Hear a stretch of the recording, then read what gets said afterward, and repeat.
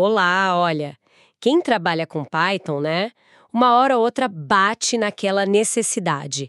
Como é que eu busco ou guardo dados que estão num banco SQL? Como fazer essas duas ferramentas tão usadas conversarem direito, de forma eficiente? Bom, vamos tentar desvendar isso hoje. A nossa análise aqui, ela tá juntando, assim, conhecimento de várias fontes, sabe? Tem tutoriais práticos, como os da Boson Treinamentos, da DevMedia também. Demos uma olhada na documentação de bibliotecas importantes, tipo Pandas, SQL Alchemy. E fomos até em discussões de fóruns, como o Reddit. E, olha só, até uma pesquisa acadêmica sobre ORMs a gente viu. Então a missão aqui é bem clara, é entender os jeitos principais, as ferramentas mais comuns para fazer o Python acessar dados em SQL. E claro, de um jeito direto, acessível para todo mundo, certo? Certo, então o ponto-chave, pelo que entendi, é que o Python sozinho, ele não fala SQL direto, né? Precisa de uns adaptadores. Umas bibliotecas específicas para cada banco e as fontes que a gente olhou destacam algumas principais, né? Tem o PyODBC, esse serve para o SQL Server e outros que usam o ODBC, que é tipo um padrão de conexão, né? Exato, é um padrão mais geral. Tem o PsychoPG2 para o Postgres. Mas o pessoal no Reddit já tá falando do PsychoP3, que seria uma evolução, parece. Isso, o PsychoP3 está vindo aí com coisas novas, é a versão mais moderna. Tem também o MySQL Connector Python, especificamente para o MySQL. E o SQL3 para o SQLite, que é aquele que... você já vem junto com Python, né? Facilita. Esse já vem, exatamente. E o interessante, sabe, é que mesmo sendo bibliotecas diferentes, a receita básica para usar elas é bem parecida. São alguns passos, assim, fundamentais. Primeiro, claro, tem que instalar a biblioteca. Geralmente é um pip install o nome da biblioteca. Isso, menos para o SQL3, que já está lá. Depois você tem que importar ela no seu script Python. Tipo, import PyODB ou importa SQL3, enfim. Ok, até aí tranquilo. Instalar e importar. Isso. Aí vem a parte, talvez a mais crucial, conectar ao banco de dados. É aqui que a gente monta a famosa string de conexão. String de conexão. O que vai nela, geralmente? Então, ela é como se fosse um endereço completo e a chave da porta do banco, sabe? Normalmente inclui o driver, que é o software específico que traduz para o banco, tipo SQL Server, o endereço do servidor, onde o banco está rodando, né? Tipo localhost ou o nome da máquina, o nome do banco de dados que você quer acessar e também como você vai se autenticar. Pode ser com a autenticação do Windows, que eles chamam de Trusted Connection, ou usando um usuário e senha específicos do SQL, o ID e PWD. Entendi. É bastante detalhe para acertar ali. Tem que ter atenção. Uma vez conectado, você cria um cursor. Pensa no cursor como um mensageiro. Ele leva seus comandos SQL para o banco e traz as respostas. Algo como cursor igual a com.cursor. Certo, o mensageiro. E aí? Com o cursor na mão, você executa o comando SQL que você quer. Por exemplo, cursor.execute select nome e-mail from clients. E isso vale tanto para buscar dados com select quanto para modificar com insert, update ou delete. E para pegar os resultados do select? Boa pergunta. Se você buscou dados, precisa pegar eles de volta, né? Pode ser um por um, usando um loop tipo for, linha em cursor, ou pegar tudo de uma vez com o cursor.fetchAll. E aqui tem um ponto muito importante. Se você fez alguma operação que modifica os dados, insert, update, delete, você precisa chamar com.commit. O commit. Para salvar as alterações de vez, né? Exatamente. Sem o commit, é como se você tivesse só rascunhado a mudança. Ela não vai para o banco de verdade. É uma fonte comum de erro, esqueceu o commit. Imagino. E depois de tudo? E por fim, é essencial fechar a conexão com com.close. Isso libera os recursos que estavam sendo usados tanto no servidor do banco quanto no seu programa.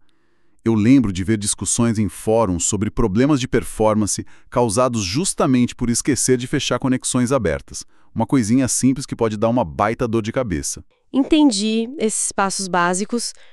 Parece que dá um controle bem fino sobre o que está acontecendo, mas não parece um pouco repetitivo para tarefas que a gente faz toda hora?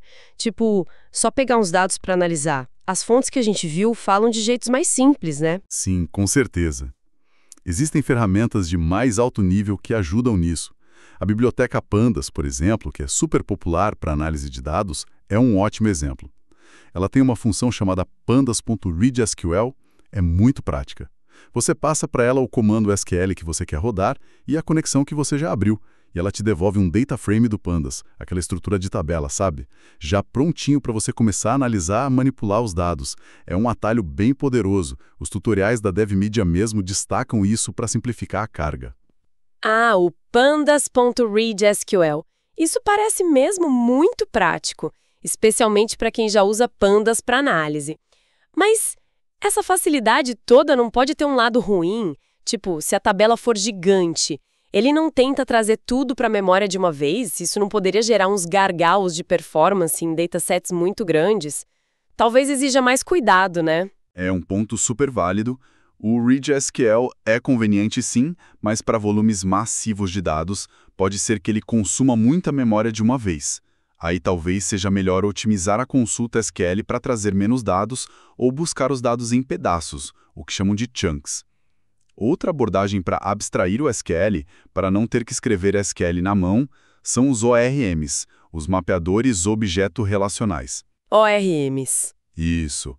O Scala-Alchemy é um dos mais famosos, ele apareceu bastante na documentação e naquela tese que a gente analisou. Certo. Scala-Alchemy. Mas o que exatamente um ORM faz? Como ele simplifica? Então, a ideia central do ORM é permitir que você trabalhe com um banco de dados usando objetos Python normais. Em vez de escrever select from produtos, você define uma classe em Python, tipo class produto, que representa a sua tabela produtos no banco, e aí você manipula instâncias dessa classe, tipo novo produto igual a produto de nome, item X, preço 10.0. O ARM, por baixo dos panos, traduz essas operações com objetos Python para os comandos SQL correspondentes. Frameworks web grandes, tipo Django, usam muito essa ideia de ORM. Interessante. Parece que deixa o código mais pythônico, né? Menos SQL misturado. Exato. Mas aí entra um conceito importante, que aquela tese explorou bem. O tal do Object Relational Impedance Mismatch. Impedance mismatch? O que é isso? É, basicamente a dificuldade que existe em mapear o mundo dos objetos do Python, com herança, métodos e tal, para o mundo relacional dos bancos de dados, com tabelas, linhas e colunas. São paradigmas diferentes, sabe? As formas de estruturar e relacionar os dados são distintas. Mapear um para o outro, especialmente em relacionamentos mais complexos entre tabelas, nem sempre uma tarefa trivial. Entendi. Uma dificuldade inerente aí. Isso. E isso leva a um trade-off, uma escolha que você tem que fazer. Os ORMs geralmente aumentam a produtividade do desenvolvedor. O código fica mais fácil de manter, mais orientado a objetos. Por outro lado, essa camada de abstração que o ORM coloca entre seu código e o banco, ela pode, em algumas situações, gerar consultas SQL que não são as mais eficientes possíveis, ou adicionar uma certa sobrecarga. Isso pode impactar a performance, como os experimentos daquela tese mostraram. A conveniência pode ter um custo em desempenho bruto. Faz sentido. Então, no fim das contas, o que isso tudo significa na prática para quem está desenvolvendo? A escolha entre escrever o SQL direto na mão, usando as bibliotecas base que você mencionou, ou usar a conveniência do Pandas com o ReadSQL, ou talvez adotar um ORM como um Scala-Alchemy. Depende muito do projeto, das prioridades, né? Exatamente. O que é mais valioso naquele contexto específico? É ter o controle total e talvez a melhor performance possível com o SQL direto? Ou é a agilidade que o Pandas dá para a análise? Ou ainda a abstração e a produtividade de um ORM, mesmo sabendo que pode ter um custo de performance ali no meio? É uma balança, né? É uma balança, perfeito. Não tem uma resposta única, depende muito do caso de uso. Bom, acho que deu para ter uma boa visão geral das opções e das considerações. Fica aí a reflexão para o pessoal pensar no que se encaixa melhor nos seus projetos. Deixe suas dúvidas nos comentários.